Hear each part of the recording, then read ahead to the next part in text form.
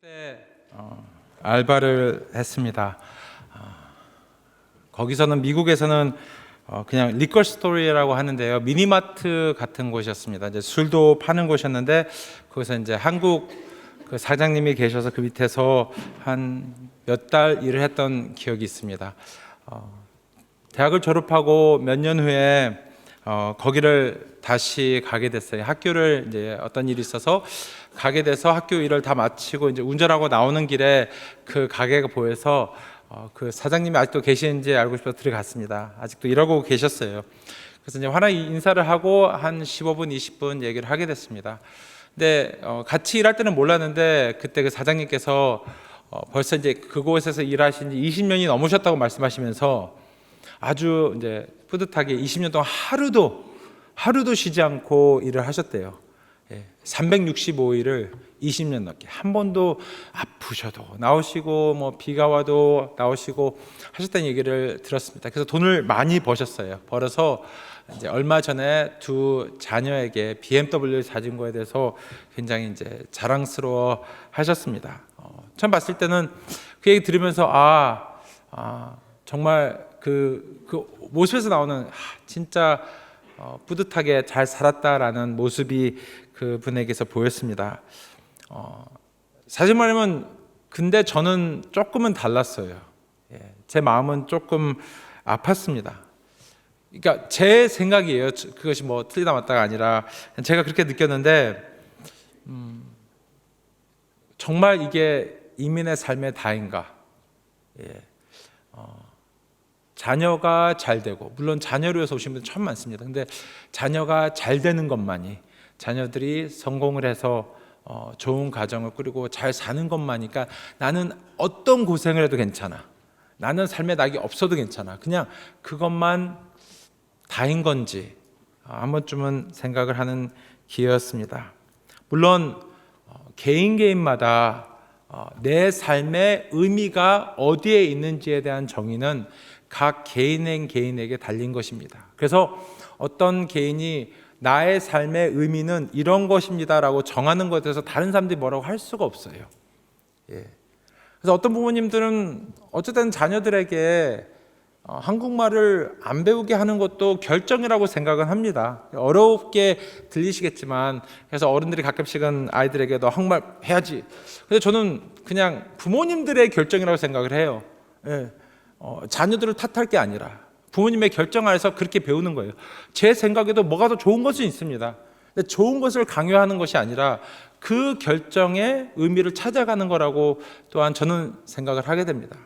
근데 그런 걸 다 떠나서 삶을 봤을 때, 삶의 의미를 봤을 때는 그거는 좀 다르다라고 봅니다. 특히 예수님을 믿고 예수님을 구주로, 구세주와 주님으로 모신 사람은 그냥 내 개인의 삶의 의미를 정당화할 수는 없다라고 생각을 합니다. 왜냐하면 크리스천이라는 정의는 특히 말씀 안에서 예수님 안에서 살았던 모든 사람들의 삶을 보면 정말로 예수님을 영접하고 산 사람이에요. 근데 영접하는 과정에서 예수님을 주님으로 모시겠다고 선포한 사람들입니다. 그래서 주님이라는 것은 다른 단어로 왕입니다. 왕의 신하가 됐다라는 것은 더 이상 내가 하고 싶은 대로 하는 것이 아닙니다. 왕이 원하는 것을 따라가는 거예요. 나의 성공과 나의 승리는 내 왕의 성공과 승리에 있다라는 것입니다. 그렇게 헌신한 사람들에게는 개인의 생각에 맞는 삶의 의미보다는 말씀이 전달해 주고 있는 삶의 의미를 찾아야 합니다. 그런 의미에서 우리가 지금 비록 열심히 살고는 있지만 열심히 살고 있는 것 하나만 가지고 그 사람이 크리스천으로서는 잘 살았다라고 말할 수는 없습니다. 또한 그것을 성경은 얘기하지 않습니다. 성경에서는 무엇을 목표로 삼고 살았느냐가 동일하게 중요함을 얘기해 주고 있습니다. 오늘 말씀은 느부갓네살의 왕에 대한 얘기입니다. 우리가 다니엘서 12장을 보게 되면 첫 6장은 이야기이고 나머지 6장은 하나님께서 주시는 예언을 환상으로 보면서 쓴 것입니다. 근데 그 앞에 있는 6개 이야기를 이렇게 보게 되면 다니엘이 주인공입니다. 그리고 다니엘의 친구들의 얘기가 여기에 나오는데 친구들보다 더 많이 나오는 인물이 있습니다.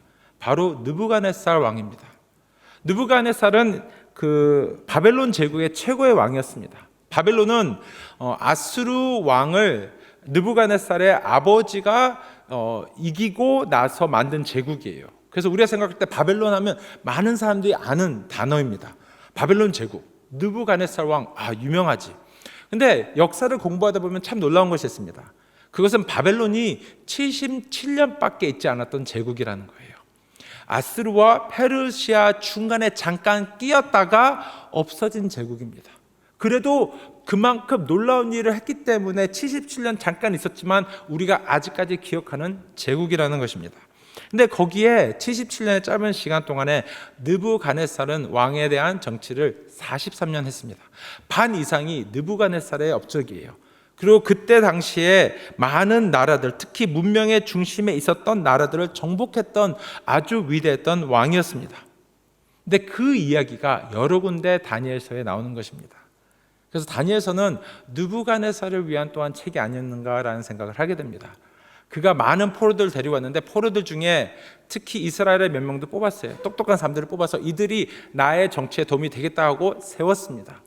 근데 그렇게 되면서 아주 이상한 꿈을 꿉니다. 근데 이상한 꿈을 꿨는데 이 왕이 사람들을 좀 의지를 못했던 것 같아요. 사람들이 그 꿈을 풀이를 자기 마음대로 할 수 있겠다. 그래서 아주 어려운 요구를 합니다. 이 꿈을 풀어봐라. 이 꿈이 무엇인지 먼저 얘기를 해라. 그거는 신의 영에 들어가는 일이에요. 그거를 풀이하는 거는 어떤 곳에서 선지자가 할 일이지만 그것까지 아는 것은 신의 영역입니다. 그거를 요구했던 거예요. 사람들이 그건 못합니다. 그건 못합니다. 근데 그것을 다니엘이 하게 됩니다. 그리고 다니엘의 그 꿈을 설명하고 풀이하는 걸 보면서 정말 하나님 앞에서 겸손해진 것을 경험하게 돼요. 특히 그 꿈의 해석이 너의 제국 오래 못 간다. 100년, 만년, 1000년, 77년 아주 짧은 것을 얘기를 해주고 계세요. 그 다음도 오래 못 간다. 그 다음도 오래 못 간다. 그걸 얘기해 주고 계세요. 조금 잠깐 겸손해졌습니다. 근데 다시 교만해졌어요. 큰 우상을 만들었어요. 그리고 모든 사람이 그 앞에 절을 하라고 명령을 합니다. 거기에 다니엘의 세 친구가 등장을 해요. 끝까지 절을 하지 않습니다. 그래서 풀무불에 집어넣습니다. 집어넣는데 거기서 살아나요. 거기에 사람이 한 명이 더 있었어요. 그게 예수님이었는지 천사인지 모르지만 한 명이 더 있어서 그들을 보호했습니다. 그걸 통해서 자기의 우상을 뛰어넘는 신을 다시 한번 보면서 겸손하게 됩니다. 오늘 읽은 다니엘서 4장은 또 하나의 꿈을 꾸는 이야기입니다. 그 꿈에서는 굉장히 큰 나무가 나와요. 굉장히 큰 나무가 나오고 모든 세상에 있는 모든 새들이 거기에서 다 쉼을 얻고 있습니다. 동물들이 다 같이 와서 그 그늘에서 편안하게 살고 있어요. 갑자기 하늘의 말씀이 있으면서 그 나무를 찍으라고 얘기를 합니다. 그 나무가 찍혀요. 중간에 밑에 부분하고 찍히는 아주 심상치 않는 꿈을 꾸게 됩니다. 그 꿈에 대한 풀이를 다니엘에게 물어봅니다. 다니엘이 그 꿈을 듣고 나서는 고뇌해요. 이 꿈의 해석이 다른 사람의 일이었으면 좋겠습니다 라고 얘기를 합니다. 왜냐하면 그 꿈은 좋은 꿈이 아니었어요. 그 꿈은 당신 느부갓네살에 대한 얘기입니다. 당신이 이 훌륭한 제국의 모든 업적을 당신에게 둔다면 하나님께서 당신을 치실 것입니다. 겸손해지셔야 됩니다. 하나님을 인정하십시오. 결국에는 그 예언대로 교만해집니다. 자기가 만든 제국을 딱 보면서 이거 내가 한 것, 내 목적으로 내 영광을 위해서 내가 마음을 둔 곳에 열심히 살아서 내가 벌은 거야 라고 생각을 했어요. 우리는 성경을 다 보기 때문에 그것이 사실이 아님을 알게 됩니다. 이스라엘이 죄를 졌기 때문에 하나님께서 그들에게 벌을 주시기 위해서 아수르를 세우셨어요. 아수르가 그 과정에서 교만해졌기 때문에 하나님께서 바벨론을 세우십니다. 결국에는 바벨론이 페르시아가 만들어지는 모든 과정, 그리고 나중에 로마가 만들어지는 모든 과정은요, 하나님께 쓰임받기 위함이었어요. 하나님의 백성들을 하나님께로 다시 돌아볼 수 있게 하는 도구로 사용하기 위함이었습니다. 그들의 노력이 아니었어요. 느부갓네살은 그것을 모르고 있었습니다. 그래서 결국에는 그걸 보면서 내 업적이다라고 생각을 했어요. 하나님께서 그를 치십니다. 7년 동안 짐승의 삶을 살게 하셨어요. 7년 동안의 짐승의 삶을 살고 나서 다시 온전한 마음으로 생각으로 돌아봤을 때 그가 오늘 우리가 읽은 2절과 3절의 말씀 그리고 마지막 37절의 말씀을 하게 됩니다. 다시 한번 읽어드리겠습니다. 2절 3절에서 지극히 높으신 하나님이 내게 행하신 이적과 놀라운 일을 내가 알게 하기를 즐겨하노라. 참으로 크도다 그의 이적이여 참으로 능하도다 그의 놀라운 일이여 그의 나라는 영원한 나라여 그의 통치는 대대에 이르리로다. 그러면서 이 놀라운 이야기를 했던 거예요. 간증이죠. 어떤 부분에서는 내가 이렇게 살았는데 이렇게 됐습니다. 그리고 나서 마지막 37절에 그러므로 지금 나 느부갓네살은 하늘의 왕을 찬양하며 칭송하며 경배하노니 그의 일이 다 진실하고 그의 행하심이 의로우심으로 교만하게 행하는 자를 그가 능히 낮추심이라. 완전히 겸손해집니다. 하나님 앞에서 그렇게 당당했고 자기의 뜻을 위해서 자기의 목적을 위해서 열심히 살아갔지만 하나님께서 그를 그렇게 사랑하셨어요. 이방인인데도요. 이스라엘을 향한 이야기가 아닙니다. 느부갓네살을 하나님께서 이렇게 사랑하셨어요. 한 번 치시고 두 번 치시고 또 세 번 치시고 계속 겸손하게 하십니다. 그리고 하나님 앞에서 겸손했을 때 결국 그때 바벨론이 망하지 않아요. 나중에 그 자녀들 통해서 망해 가시고 결국 느부갓네살은 늙어서 죽는 비극적인 결말 없이 죽게 되는 것을 보게 됩니다. 그런 삶을 느부갓네살이 살게 됩니다. 많은 세월이 지납니다. 그리고 페르시아가 지나가고 그리고 로마 제국이 옵니다. 그 로마 제국에서 아무런 이름 없이 이슬처럼 사라졌던 사람이 하나 있습니다. 그 사람도 어떤 부분에서 느부갓네살과 똑같은 삶을 살았습니다. 자기의 목적, 자기의 생각, 물론 그것이 하나님의 뜻이라고 믿었어요. 근데 하나님의 뜻 안에서 자기의 뜻을 굉장히 집어넣으면서 그것이 진리라고 생각하고 살았는데 하나님께서 그를 찾습니다. 만나 주셨어요. 그래서 그 하나님 안에서 변한 사람이 있었습니다. 바울이었습니다. 사도 바울은 자신의 사역을 이렇게 얘기를 했습니다. 고린도후서 9장에서 그러므로 나는 다름질하기를 향방 없는 것 같이 아니하고 싸우기를 허공을 치는 것 같이 아니하며 내가 내 몸을 쳐 복종하게 함은 내가 남에게 전파한 후에 자신이 도리어 버림을 당할까 두려워함이로다. 또한 그는 자신의 삶을 돌아보면서 그의 삶의 마지막에 자기의 영의 아들 되는 디모데에게 쓴 두 번째 편지 4장에서 이렇게 얘기를 합니다. 나는 선한 싸움을 싸우고 나의 달려갈 길을 마치고 믿음을 지켰으니 이제후로는 나를 위하여 의의 면류관이 예비되었으므로 주 곧 의로우신 재판장이 그날에 내게 주실 것이며 내게만 아니라 주의 나타나심을 사모하는 모든 자에게도니라. 결국 로마 제국은 없어졌습니다.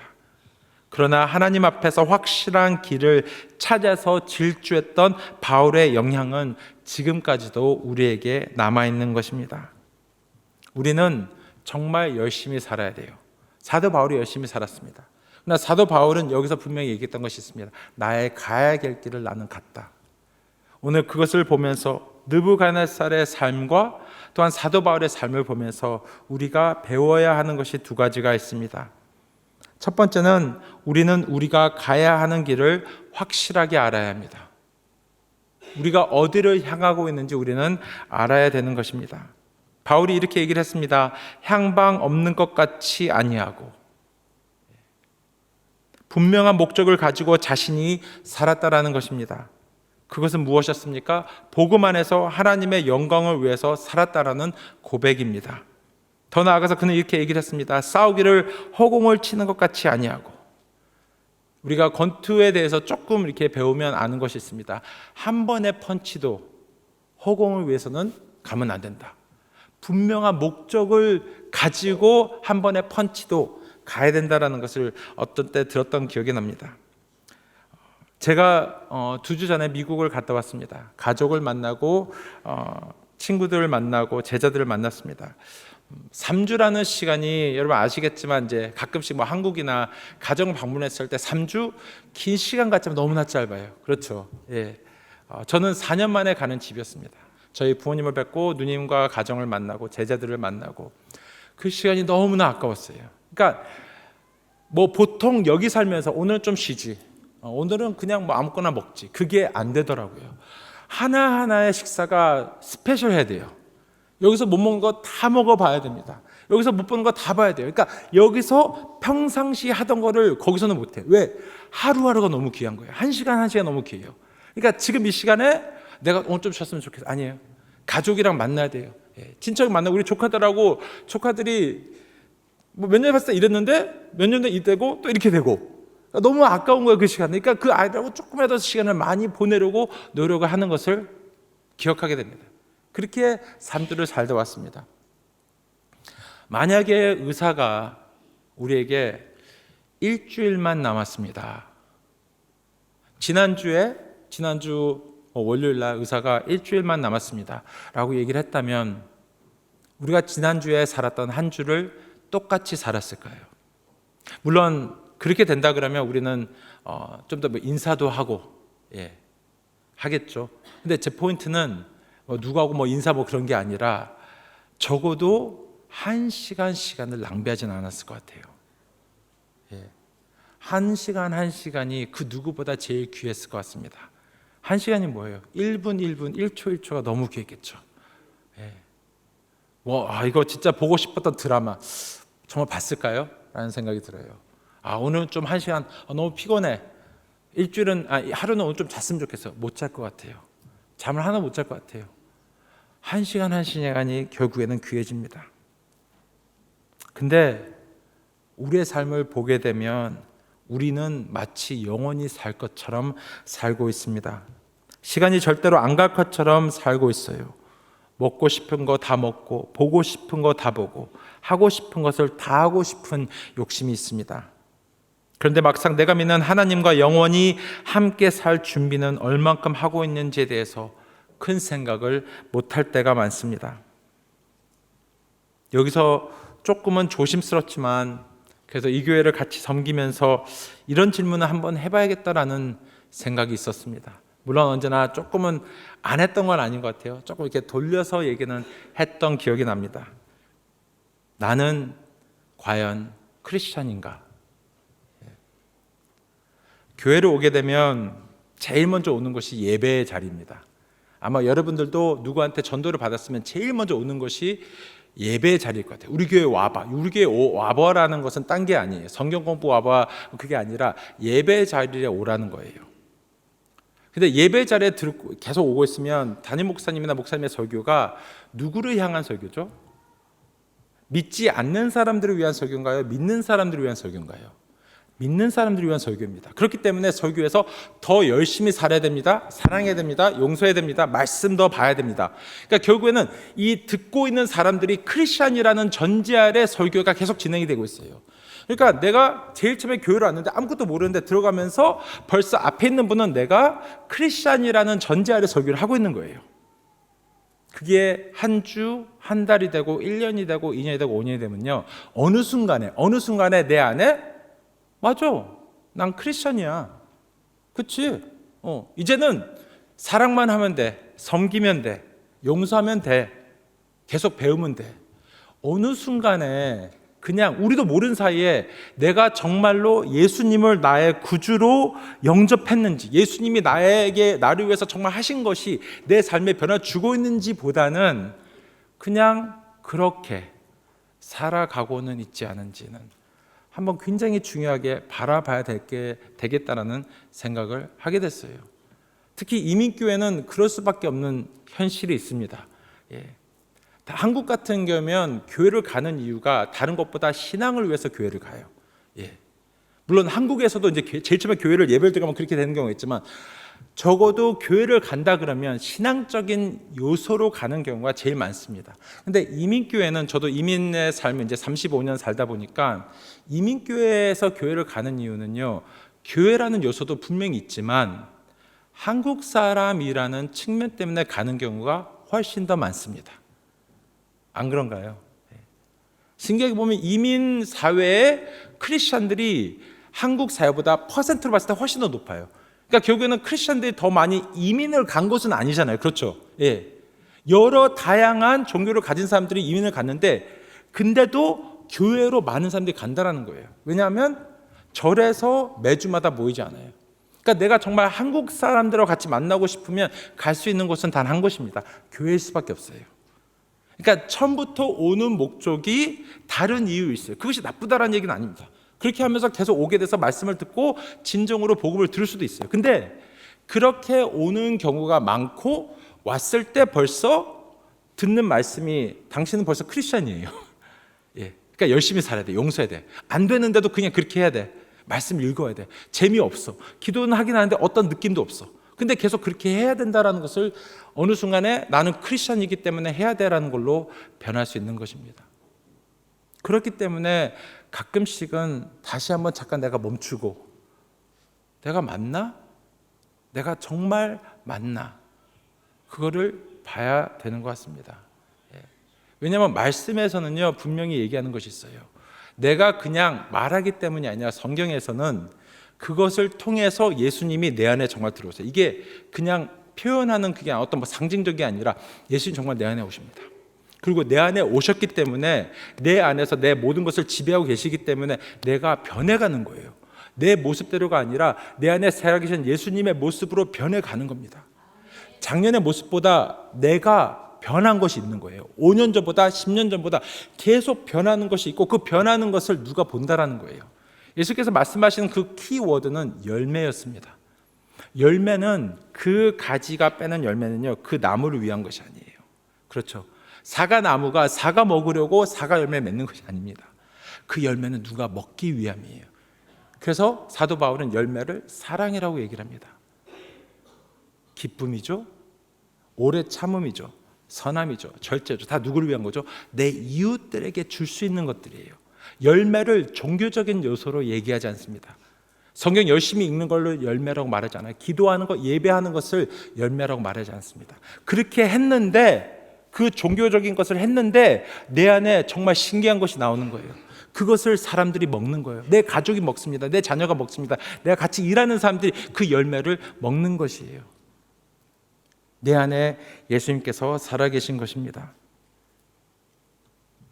야고보는 하나님은 믿는다고 함으로 자신을 믿는 사람들에게 이런 도전을 주었습니다. 하나님 믿습니까? 하나님 정말 믿습니까? 예, 믿습니다. 근데 어떡하죠? 사단도 그것을 믿습니다. 예수님 믿습니까? 예수님이 하나님의 아들인 거 믿습니까? 예, 믿습니다. 어떡하죠? 사단도 그것을 모르는 게 아닙니다. 사단도 그것을 알고 있습니다. 야고보가 이렇게 말한 것에는 분명한 이유가 있습니다. 행함이 없는 믿음은 죽었다라는 것을 얘기하고 있는 것입니다. 하나님을 안다고 해서 내가 교회를 일주일에 한 번 나온다고 해서 내가 가야 할 방향을 바르게 아는 것은 아닙니다. 결국에는 내가 어떤 방향을 가고 있는지를 점검하고 싶으면 내가 어떤 삶을 살고 있는지를 보면 되는 것입니다. 내가 어떤 것에 제일 많은 시간을 투자하고 있는지를 통해서 내가 무엇을 중요시 여기는 것을 통해서 내가 정말로 어디로 가고 있는지를 우리는 볼 수 있습니다. 그래서 아까 물어봤습니다. 어떤 데에 제일 많은 시간을 투자하고 계신가요? 많은 사람들이 이렇게 얘기를 해요. 내가 나의 가족을 너무나 사랑해. 너무나 사랑해. 근데 직장에서 시간을 제일 많이 보내고 있어요. 그러면 가족을 사랑하는 것 같아요. 하지만 가족은 거기에 설득되지 않습니다. 우리 아빠는 우리 가족보다는 일을 더 좋아하시는 분이에요. 그 마음이 없는 건 아니에요. 근데 그렇게 보여진다는 거죠. 그리고 현실은 그것이 자체가 현실일 수도 있다는 것입니다. 우리는 우리의 정체성을 일주일에 한 번 교회 안에서 나오는 것으로 보여줄 수는 없습니다. 저는 여기에 서 있고 여러분에게 지금 한국말로 설교를 하고 있습니다. 여러분 얘기할 때 한국말로 얘기를 하고 있습니다. 제가 한국 사람이기 때문입니다. 제가 시민권은 미국이에요. 영주권은 여기에요. 근데 저하고 얘기한 모든 분은 쟤는 키위야, 쟤는 미국 사람이야 하지 않습니다. 놀릴 때만 그러죠. 놀릴 때 빼고는 한국 사람이에요. 집에 있을 때도 한국말합니다. 어디 가서도 한국말이에요. 어딜 가든지 한국 사람들하고 한국말을 하게 됩니다. 저하고 얘기를 해서 가끔씩 김치 냄새가 나요. 된장찌개 냄새가 납니다. 제가 아무리 숨기려고 해도 제가 한국 사람이라는 것을 숨길 수가 없어요. 나는 한국 사람이기 때문에 김치 꼭 먹어야 돼. 한국 사람이기 때문에 된장찌개 꼭 먹어야 돼. 아니에요. 좋아하기 때문에 먹는 거잖아요. 다른 사람들은 그거 어떻게 먹어? 저는 맛있으니까 먹는 거죠. 다른 사람들이 그거 냄새 납니다. 어떻게? 상관없어요. 제가 좋아하는 거니까. 그러니까 이게 숨기는 것이 아니에요. 그냥 나예요. 한국 사람 내 피는 이거는 제가 영어만 한다 해도 제가 딱 보면 한국 사람의 피가 있다고. 내 안에 정말 예수님이 살아계시다. 노력해서 보여주는 게 아니라는 거죠. 그게 나타나는 거예요. 내가 성경을 읽기 때문에 저는 크리스천입니다. 저 교회 어떤 직책을 맡고 있습니다. 라고 해서가 아니라 그냥 내가 말하는 것, 내가 생각하는 것, 내가 하는 행동, 그러니까 내가 나오는 모든 냄새뿐만 거기에서 저 사람은 크리스천이구나 라는 것이 나타난다라는 거예요. 어느 순간에 그랬음에도 불구하고 저는 형식적으로 예배 드리던 저를 발견했던 적이 있습니다.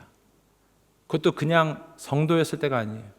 사역자로서 그랬던 적이 있어요. 한국에서 사랑의 교회를 섬길 때 사역자였습니다. 초등부 아이들을 맡았어요. 선생님들과 같이 예배 드리는데 선생님들이 언제 얘기했습니다. 선생님들 본 예배 꼭 드려야 됩니다. 근데 참 슬픈 것은, 창피했던 거는 제가 예배를 드리고 있지 않았어요. 그냥 늦게 가요. 늦게 가서 제가 가르치고 설교 열심히 했습니다. 끝나면 선생님들이 커피 마시러 가요. 근데 이 선생님들은 벌써 본 예배를 드렸어요. 제가 그렇게 하라고 계속 강조를 했으니까. 근데 그냥 저도 같이 커피 마시러 가는 거예요. 목사님 오늘, 전사님 오늘 예배 드리셨죠? 예, 드렸죠. 같이 커피 마시러 가고 예배를 안 드려요. 한 달에 2-3번 예배를 안 드렸습니다. 결국에는 하나님 믿는 것이 내가 사역을 하기 위한 도구였어요. 예배에 살아 숨쉬는 예배를 하나님께 드리지 못하는 것을 보게 됐습니다.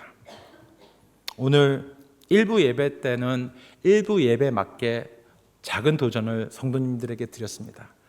성도님들 왜 일부 예배 오세요? 어떤 부분에서는 그것이 왜 일부 예배만 나오면 이러지? 라고 생각하실 수도 있어요. 근데 저는 동일한 질문을 또한 다르게 여러분에게 드리고 싶습니다. 그래도 나는 2부 예배, 공예배 중에 제일 많이 모이는 예배 왔지. 하지만 그러는 와중에 우리 안에 또한 그러니까 나는 괜찮아. 나는 건강해. 나는 끝까지 남아서 친교까지 다 하고 가. 그러니까 나는 괜찮아. 하지만 정말로 이 예배가, 그리고 이 예배를 드리기 위해서 나는 정말로 하나님 앞에 온전히 서가고 있었는가? 정말 이 예배가 하나님 앞에서 살아 숨쉬는 예배가 되기 위해서 내 안에서 예수님은 계속 움직이고 계셨는가? 살아서 나에게 계속 내가 가야 될 길이 어떤 건지를 계속 보여주고 있었는가? 결국에는 그렇다 그러면 내가 지금 드리는 예배로 내가 크리스천인 것을 정의할 수는 없습니다. 결국에는 내가 예배 자리 빼고 모든 자리에서 무엇을 함으로써 나의 정체성이 예배 안에서 보여진다는 거예요. 근데 이것을 안 하고 예배만 내가 정말 잘 드렸어? 내가 섬겼어? 내가 이걸 했어? 그러면 결국에는 사람들이 볼 때는 그렇게 볼 수는 있어요. 하나님은 그렇게 보지 않습니다. 더 가깝게, 조금 멀지만 그래도 가깝게는 가족들이 그렇게 보지는 않는다라는 거죠. 그래서 다른 사람들보다 사역자들의 자녀들이 제일 많이 아버지는 가짜예요 라는 얘기를 제일 많이 듣게 되는 거예요. 왜냐하면 이렇게 멋있게 양복까지 입고 나와서 설교를 하고 거룩한 것처럼 보이지만 막상 집에 가서 옷 다 벗고 편하게 입고 제일 먼저 하는 게 TV 보고 놀고 있고 자고 있고 한다 그러면 자녀들이 딱 봤을 때 아빠는 가짜예요 라는 얘기를 듣게 되는 거죠. 근데 하나님 앞에서는 사역자, 성도의 다른 건 하나도 없습니다. 하나님 앞에서는 똑같아요. 하나님이 오히려 목사에게 더 큰 책임을 물으실 수는 있지만 하나님이 바라는 것은 똑같다라는 것입니다. 사랑하는 성도 여러분, 우리가 공동체로 나오는 이 예배 자리에서 제일 중요한 것은 목표의 중심에 정말로 내 하나님이 살아계시는지입니다. 그분이 살아 숨쉬고 있습니까? 두 번째를 잠깐 말씀드리기 원합니다. 두 번째는 그 목표를 가졌다라는 전제 아래 우리는 확실한 목표를 이제는 질주를 해야 된다는 것입니다. 제자리 걸음이 아닙니다. 우리는 뛰어가야 합니다.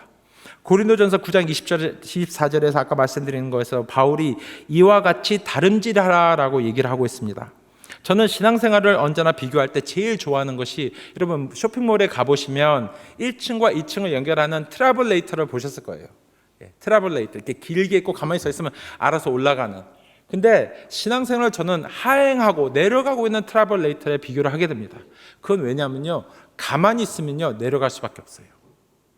그리고 걸음은요 언제나 제자리예요. 끝까지 가려면 우리는 더 빨리 가야 되는 것을 얘기해 주고 있습니다. 어떤 면에서 우리의 신앙의 생활을 봤을 때 주일날 1시간 예배를 드렸어요. 그거는 안 되는 거죠. 나를 생존하게 하는 것은 말씀입니다. 기도입니다. 예배예요. 근데 거기에 중심은 말씀이 먼저 나아갑니다. 근데 말씀하고 설교는 달라요. 이게 말씀입니다. 제가 말하는 건 설교예요. 그리고 지금 우리가 드리는 예배는요, 여러분을 위한 것이 아니라 여러분과 제가 하나님께 같이 드리고 있는 시간이에요. 그래서 여러분이 성가대가 찬양을 아름답게 하고 있죠? 여러분을 위한 건 아니에요. 듣기 너무나 멋있죠? 하나님께 드리는데 우리의 마음이 성가대와 같이 그걸 하나님께 드리고 있는 거예요. 그러면 그거를 공급받는 자리라고 생각해서는 안 됩니다. 물론 말씀을 통해서 도전 받을 수도 있어요. 하지만 그것이 중심이 돼서는 안 됩니다. 일주일에 한 번 먹고 나 괜찮다? 제가 지금 딱 보시면 미국에 갔던 거 딱 보이시죠? 정말 잘 먹었습니다. 근데 제가 지금부터 한 달 동안 아무것도 안 먹고 설교 자리에 딱 보면 여러분 아실 거예요. 목사님, 좀 변했네요. 우리는 하나님의 말씀을 매일 안 먹으면서도 괜찮다고 생각을 해요. 그래도 주일날 한 번 예배를 드렸기 때문에 괜찮다고 생각을 하는 경우가 많습니다. 근데 아까 그 트라블레이트를 말씀드린 것처럼 가만히 있으면요 뒤로 가요. 그러면 둘 중에 하나입니다. 내가 안 먹고 있는데 내가 괜찮다라는 것은 원래 내가 죽었던 것 있을 수도 있어요. 아니면 지금 죽어가고 있을 수도 있습니다. 우리가 걸어가는 것은요 겨우 유지하는 거예요. 뛰어간다라는 것은요 우리가 이제는 정말로 살고 있다라는 뜻입니다. 우리는 의도적으로 건강한 것을 먹어야 건강을 유지하게 됩니다. 그러면 하나님을 정말 우리의 삶, 하나님 없이는 정말 죽습니다. 우리가 부른 찬양들이 지금 다 그런 거 있잖아요. 하나님 사랑합니다. 하나님 나의 모든 것 되십니다. 아까 그 장로님께서 하셨던 기도도 다 그런 요소가 다 들어갔어요. 근데 그러면 정말 우리가 다른 것보다 하나님을 알기 위해서, 하나님과 소통하기 위해서 그 무엇보다 거기에 투자를 하고 있는지를 봐야 합니다. 봐야 된다는 거예요. 정말 그분을 알기 위해서 예배 자리, 말씀의 자리, 기도의 자리, 특히 결국에는 공동체보다는 내 개인의 자리에서 얼마나 하나님을 만나고 있는지를 바라봐야 됩니다. 이민자로서 우리는 정말로 열심히 살고 있습니다. 정말 여러분들 보고 있으면 특히 1세는 2세가 못 따라가요. 2세가 많이 게을러요. 거기는 저도 포함이 됩니다. 정말 우리 1세들을 보고 있으면 죄송한 마음이에요. 너무나 열심히 살고 있기 때문에 일도 열심히 하고 공부도 열심히 합니다. 자녀 교육에 누구보다 최선을 다하고 있습니다. 누구보다 부지런하게 살고 있습니다. 근데 제일 부지런해야 되는 부분이 있다 그러면 말씀은 신앙생활에서 부지런해야 된다라고 얘기하고 있습니다. 내 신앙의 자리에서 나는 누구보다 열심히 살고 있는지 봐야 됩니다. 모든 면에서 게으른 사람들이 있어요. 모든 면에서. 근데 다 게으른 건 아니에요. 우리 아이들 보고 있으면 아이들이 공부에는 게으릅니다. 공부는 절대로 안 해요. 근데요 게임은요 밤늦게까지 해요.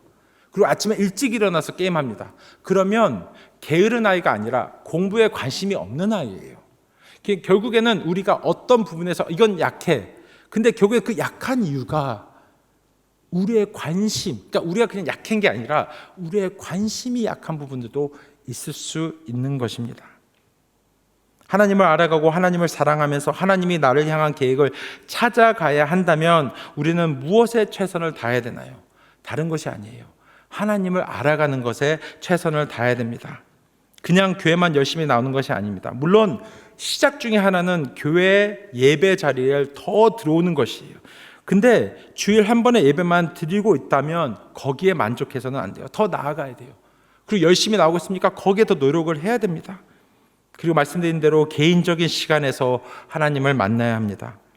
하나님은 공동체 안에 나이기 전에 개인적인 나에게 더 큰 관심을 가지십니다. 이스라엘 백성들을 부르셨어요. 근데 그 시작은요 아브라함 한 명 부른 거예요. 그리고 나서 이삭을 부르셨어요. 야곱을 부르십니다. 이스라엘을 애굽에서 나오게 하기 전에 모세를 부르세요.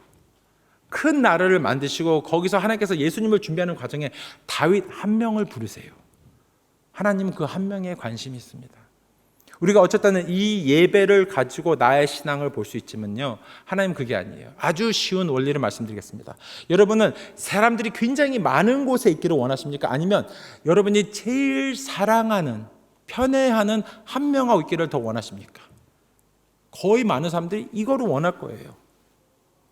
그래서 청중 안에 외로움을 많이 느끼잖아요. 이걸 원하는데 하나님은 또 우리를 창조하시는 하나님도 얼마나 그걸 원하지 않으시겠습니까? 그러니까 하나님이 여기에 자리도 너무 중요한데 너 아무것도 안 하는 그 자리에서 나를 만나주지 않겠니? 결국 하나님이 생각하는 우리와의 관계는요, 여기에서 발견되지 않습니다. 그래서 예수님께서 기도에 대해서 딱 한 말씀 하셨어요. 다른 거 말씀하셨는데 기도는 어떻게 해라? 골방에서 해라. 아무도 안 보이는 곳. 그러니까 내가 옆에 사람이 기도하는 거 보면서 나 저렇게 기도해야지, 그건 아니에요. 왜냐하면 기도에 대한 정의가요, 예배와 마찬가지예요. 예배, 신령과 진정, 기도, 골방. 그러니까 결국에는 그냥 그분하고 나만 이해하면 돼요. 어떤 애가 아버지하고 이렇게 대화하는데 너 그렇게 얘기하면 안 되죠. 근데 아빠는 괜찮아. 그러면 내가 뭐라고 할 수 없어요. 왜냐하면 두 사람만이 이해하면 되는 거예요. 어떤 부부가 이렇게 하는데 저거는 건강한 부부의 모습이 아니야. 둘만 괜찮아요? 그럼 누가 뭐라고 하겠어요? 하나님과 나와의 관계는요, 하나님만 아시면 돼요. 하나님만 보시면 돼요. 우리는 그것을 추구하게 되어야 되는 것입니다. 열심히 살아야 합니다. 최선을 다해야 됩니다. 그러나 분명한 목표를 향해 가야 합니다. 그리고 그 목표가 제일 먼저 하나님이 되어야 합니다. 구약 39권의 권위에 대해서 얘기할 때 그 권위는요, 율법과 선지자라고 얘기를 합니다. 예수님은 그 모든 율법과 선지자의 말의 중심에 이것이 있다라고 얘기를 하십니다. 마태복음 22장 37절에 40절에 예수께서 이르시되 내 마음을 다하고 목숨을 다하고 뜻을 다하여 주 너의 하나님을 사랑하라 하셨으니 이것이 크고 첫째 되는 계명이요 둘째는 그와 같으니 내 이웃을 내 몸과 같이 내 자신같이 사랑하라 하셨으니 이 두 계명은 온 율법과 선지자의 강령이니라. 작은 이야기로 말씀 마치려고 합니다. 제가 한 4학년 때 한국에서 살 때 저희 부모님은 저가 개근상 받는 게 제일 중요하셨어요. 좋은 성적도 중요했지만. 그래서 학교를 한 번도 안 빠졌는데 하루는 아팠어요. 아파서 한 두째 시간 끝나고 집으로 걸어가는 길에 그날이 아직도 기억이 나요. 1983년 8월 31일이에요. 기억할 수밖에 없는 일이 제가 집에 걸어가는 길에 바닥에 신문지들이 많이 있었어요. 바닥에 그냥 길에. 그러니까 그런 거 있잖아요. 솥보 나면 막 옛날에는 던지잖아요. 근데 거기에 그 비행기 사진이 있었어요. 왜 비행기 사진 있지? 그리고 집에 가고 이제 어머니가 막 뉴스 보고 계시는데 좋은 걸 보시고 왜 왔어? 아파요. 다시 가. 그래서 개근상을 따르고 했는데 제가 5학년 때 이민을 가서 결국에 못 땄는데 그날이 아직도 기억이 나요. 그 비행기 혹시 여러분 제가 딱 날짜하고 비행기 말씀 딱 연결을 하셨을 거예요. 1983년 때 대한항공 비행기가 알래스카 앵커리지를 출발해서 서울로 가고 있었습니다. 가는데 이상하게도 비행기가 소련, 지금 러시아죠. 소련 사할린이라는 거기 항공을 지나서 그게 불법이잖아요. 그래서 전투기가 떠서 그 비행기를 격추하는 사건이 있었어요. 그래서 나이 있으신 분들은 다 그날을 마음 아프게 기억을 하실 거라는 생각이 듭니다. 근데 제가 그거에 대한 다큐멘터리를 한번 보게 됐습니다. 그 비행기가 출발하면서 30분 후로 똑같은 비행기가 다른 이제 편기편을 가지고 출발했어요. 그러니까 30분 전이기 때문에 거기서 기장이 계속 연락을 취하는 앞쪽에 낫이었던 거예요. 근데 신기하게 처음에는 연락이 몇 번 되는데 한 10시간 지나면서 연락이 안 돼요. 계속. 신기하다. 왜 앞쪽에 있으면 분명히 연락이 될 텐데. 검사를 하는 와중에 조사를 한 중에 알게 된 것이 제일 처음에 출발할 때, 지금은 많은 기계가 어디 있는지 정확히 알려주는데 그때는 그렇지 않았어요. 제일 처음에 기장이요, 가야 되는 곳에 몇 점 몇몇 도를 맞춰야 됩니다. 근데 그거를 0.1도를 놓쳤어요. 출발할 때는 그렇게 차이가 안 나죠. 근데 10시간을 비행하면 앵커리지 서울이 굉장히 멀어요. 그러니까 결국에는 서울로 인천으로 가야 되는데 그 옆에 있는 소련의 영토인 사할린을 지나가게 된 거예요. 별 수 없이 격출당하고 거의 300명의 사람이 목숨을 잃었습니다. 여러분들이 교회에 나온다라는 것은 축복이에요. 어떤 이유로든지 하나님께서 불러주신 이 자리는 너무나 축복입니다. 세상에서 여러분이 그렇게 간증하고 여러분 친구들 중에도 신앙을 같이 했지만 지금 이 자리에 못 있는 사람들이 너무나 많아요. 여러분을 전도한 사람들도 여기 없을 수도 있어요. 그리고 교회를 한 번도 안 갔고 한 번도 갈 계획이 없는 분들도 너무나 많아요. 근데 하나님의 은혜로 우리가 여기 같이 있습니다. 그건 너무나 감사한 거예요. 근데 가끔씩은 우리가 멈춰서 나는 어디에 있는가? 열심히 살다가 그냥 이 예배로 그래 이쯤이면 되겠지 라는 생각 아래 정작 하나님과는 내가 정말 한때 그때 사랑했던 하나님과는 조금은 멀어지지 않았을까?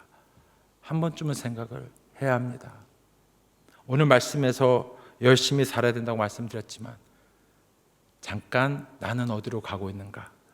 나의 목적, 내가 지난 일주일을 살면서 누군가 나의 삶을 밖에서 본다면 너는 너의 중심에는 이것이 있는 것 같아. 과연 그것은 무엇이었는가? 하나밖에 없는 예수님을 우리에게 보내주셨어요. 우리의 죄를 위해 죽도록 우리를 사랑하신 하나님을 사랑하는 것이 우리 삶의 목표입니다.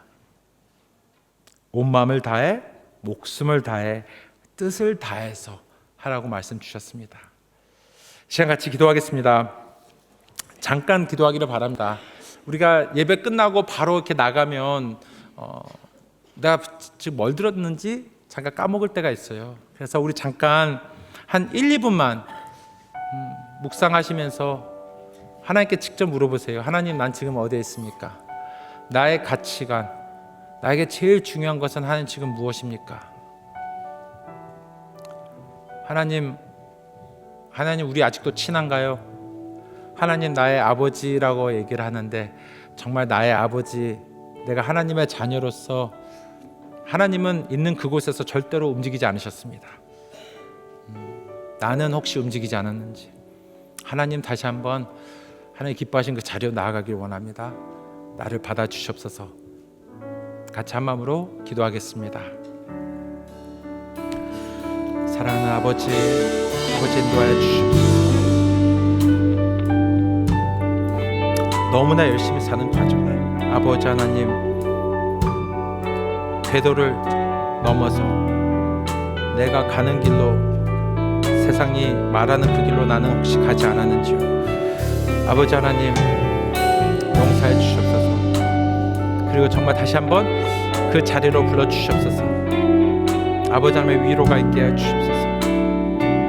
느부갓네살이 이방이었지만 그를 너무나 아끼고 사랑하셔서 3번씩이나 경고하시고 또 경고하셨습니다.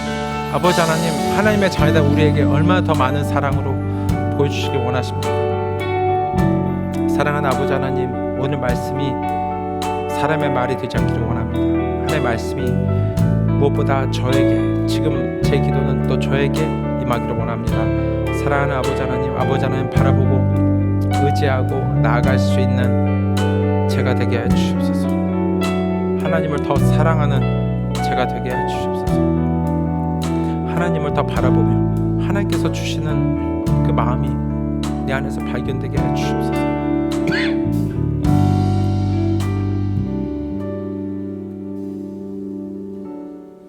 사랑하는 아버지 하나님, 이방인이었고 적국의 왕이었던 느부갓네살에게도 하나님께서 자비를 베푸셔서 1번, 2번, 3번까지 그로 하여금 하나님을 인정하게 하셨습니다. 이거는 하나님의 사랑입니다. 오늘 말씀 어떤 분들에게는 아주 무겁게 들렸을 수도 있습니다. 그러나 아버지 하나님, 우리를 너무나 사랑하시는 아버지 하나님을 알고 그 말씀 안에서 무엇보다 다른 거 다 잊어도 그냥 나와 하나님과의 관계를 계속 회복할 수 있도록 도와주시옵소서. 여기서 끝나는 예배가 아니라 여기서부터 시작되는 하나님과의 동행을 기대하면서 나아갈 수 있는 저희 되게 하여 주시옵소서. 감사하며 예수님 이름으로 기도했습니다. 아멘.